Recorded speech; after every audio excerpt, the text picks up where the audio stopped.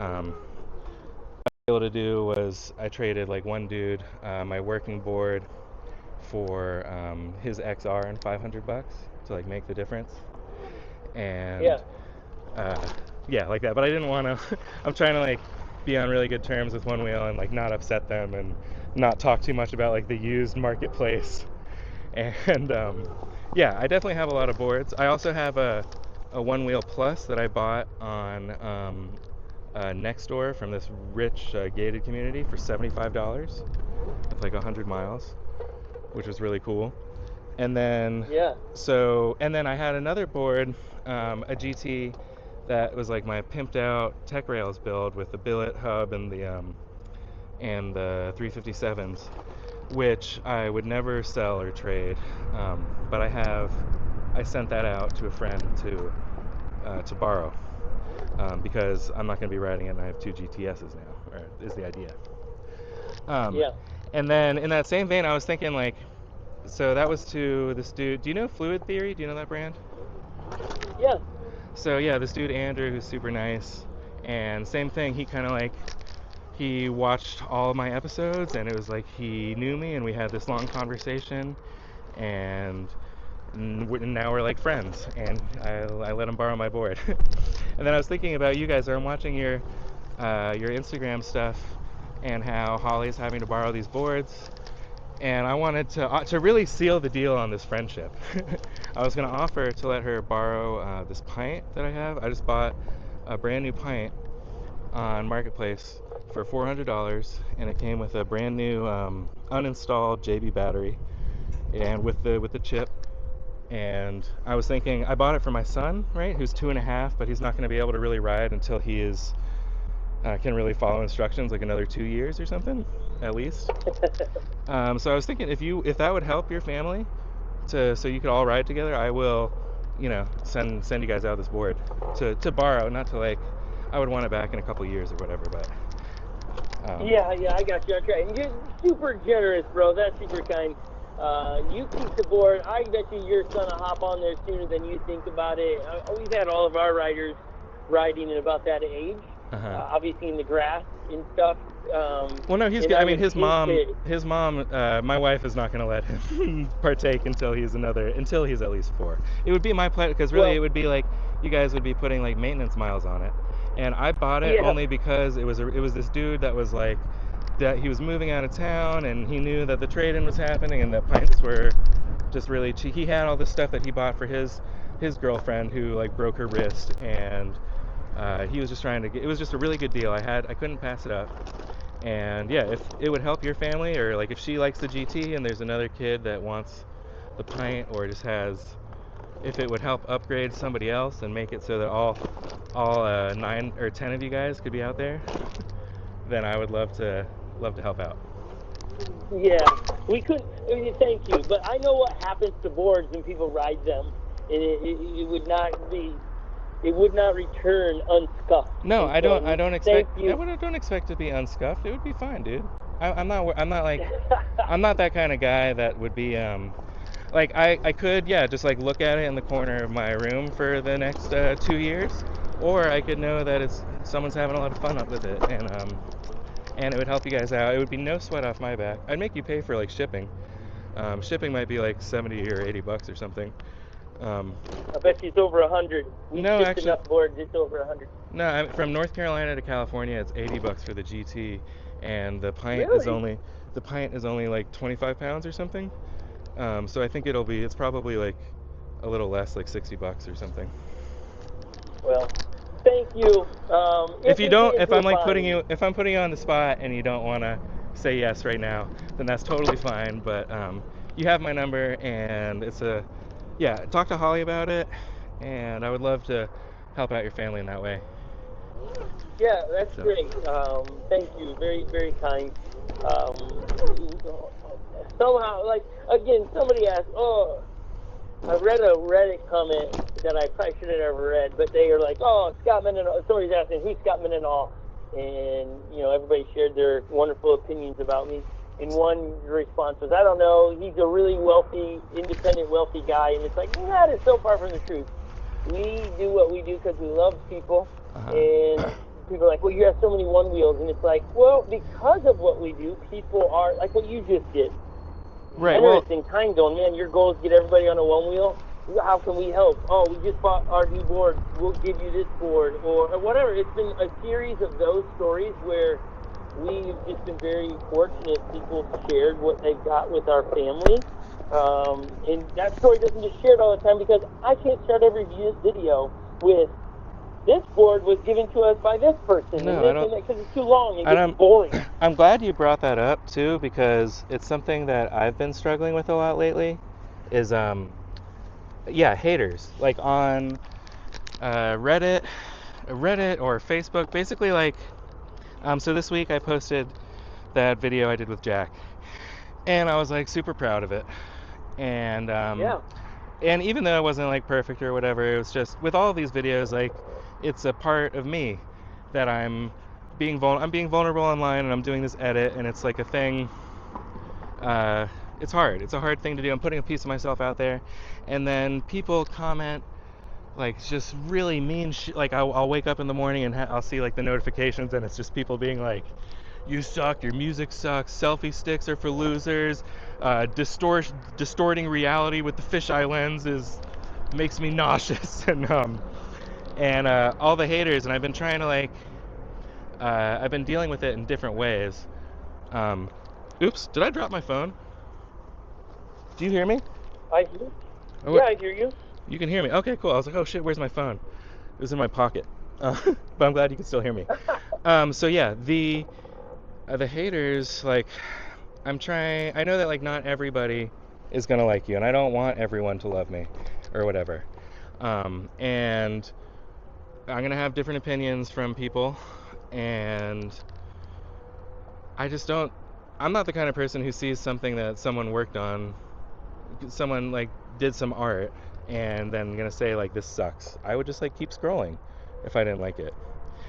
And right. I think so for me, something I decided I'm gonna do is I'm not gonna post on the Facebook groups anymore. I'm not gonna post on Reddit. I'm just gonna post on my own page and my YouTube, like my Instagram and my YouTube or whatever. And then when people jump on those comments, it's like, I've had people get on my YouTube and talk shit to me, but then like all the fans, all my friends, like, they have my back. But I feel like the YouTube or the Facebook groups are, there's a lot of toxic stuff online.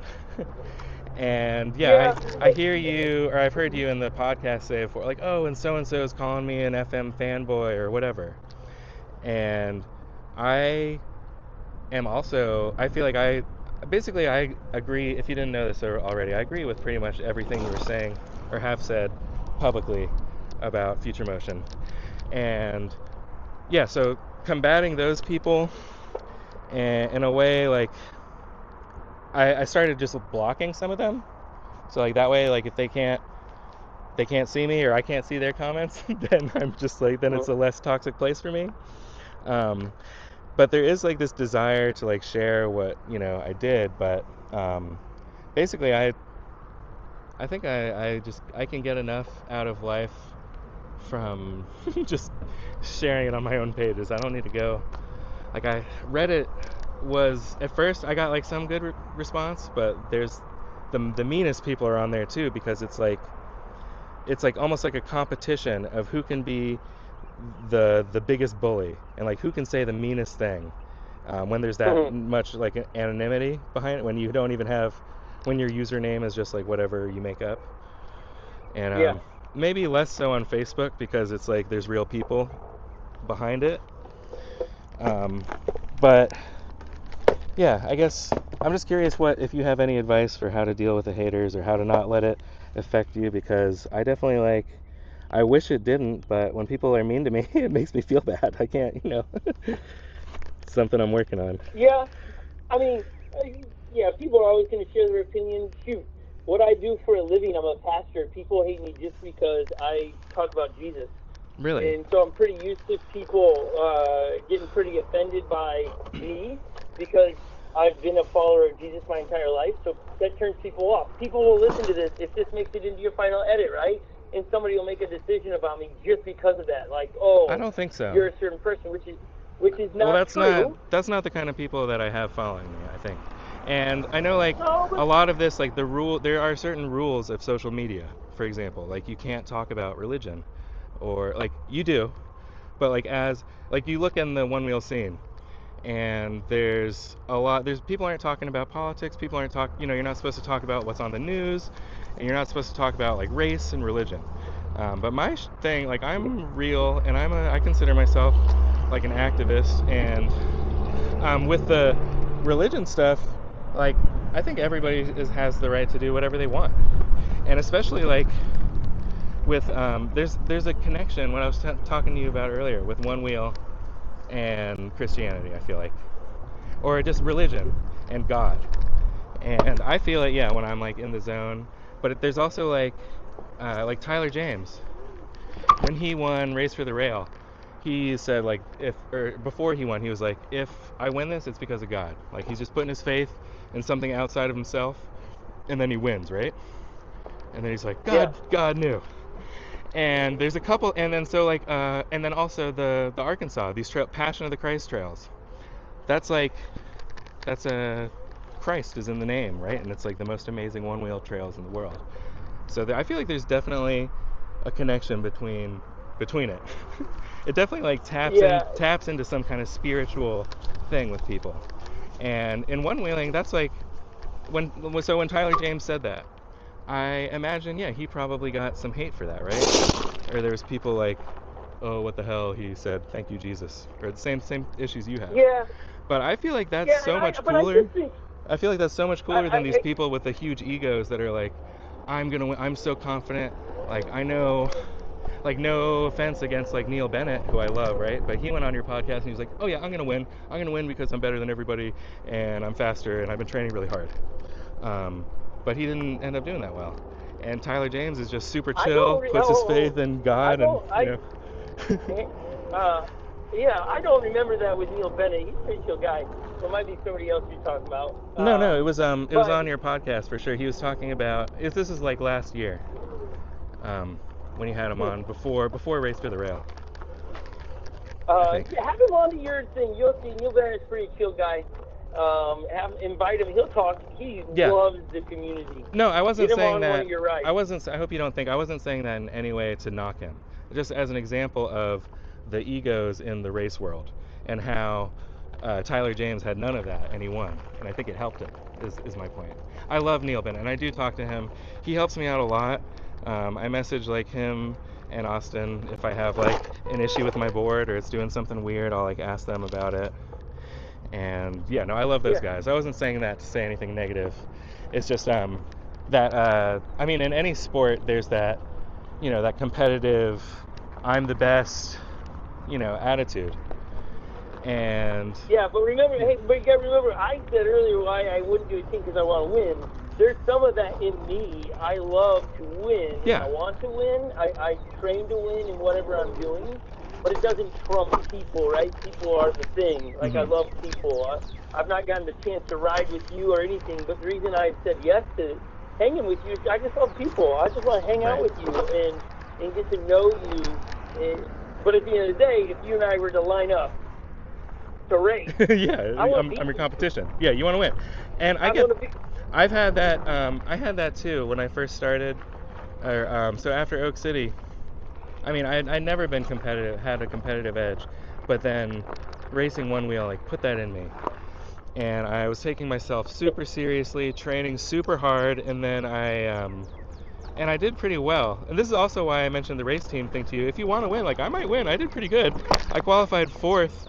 In both of in Float Life Fest and Oak City, and then I got the whole shot in my head-to-heads, and I could have done it. I might win this year. We'll see. You might be after I win. You might be like, you know what, Max? If I win at Oak City, I think you should put me on your race team. Okay. If we have one, you might be a contender. Okay, I'll take it. You need some East Coast Clydesdales.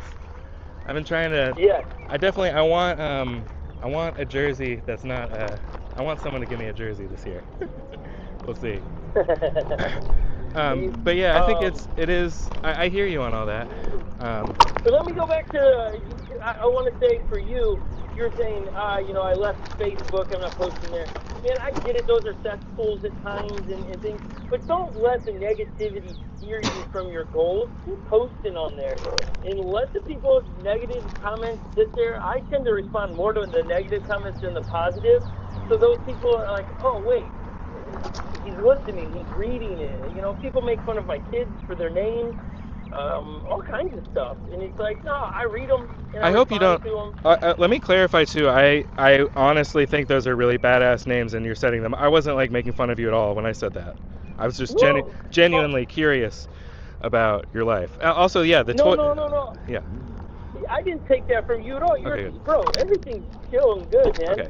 I'm just saying that when we're on this topic, you people will say those things. I'm trying to speak for you. And get back to posting on Facebook and Reddit. Mm-hmm. Grow your dream of making this the thing you're after. And anything I can do, whatever we've learned and what we're doing for social media, for wellness stuff, if I can help you, I want to help you. I want you Right. to win.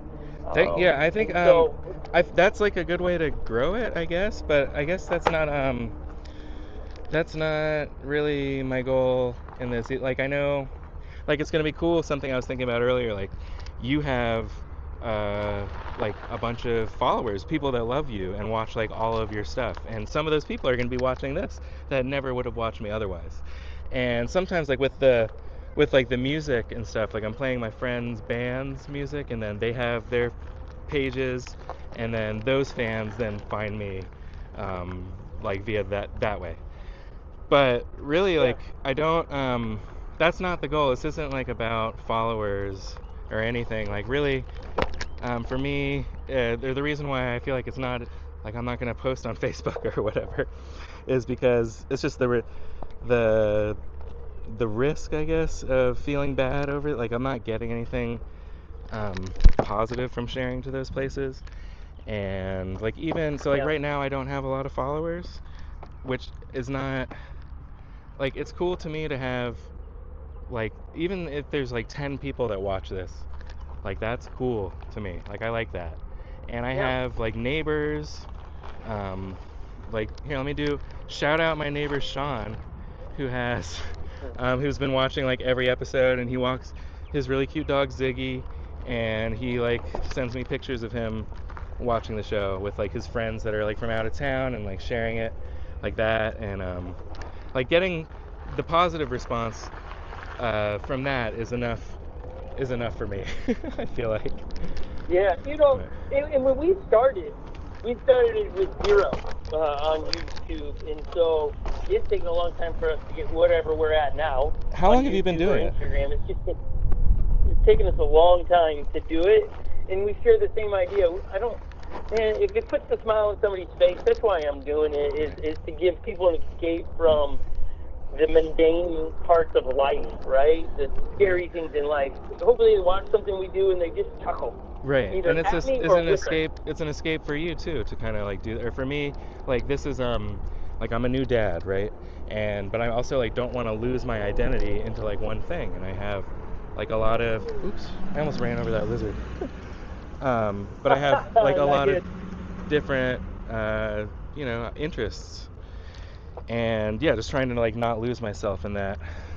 And it's interesting. So I'm also like, let me get this guy. All right. I wonder if this is the same lizard, or this is a different lizard. This one's aggro. Yeah, I was curious. There's also a connection with one wheel and bowling. Have you noticed that? Ooh, his tail just fell off. Ew. Quick, get your super glue, put it back on. Well, no, they grow it back, right? That's one of the. That's like if there's. Yeah, but while he's grown it back, he's got to have no tail. But if you glue it on there, the new tail will push it out. I don't know if that really works.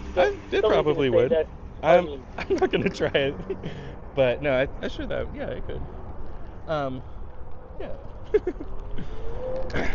But so yeah, the bowling connection. That's one thing. I love bowling. And did you know Neil Bennett bowled a 300? A perfect game? Yeah,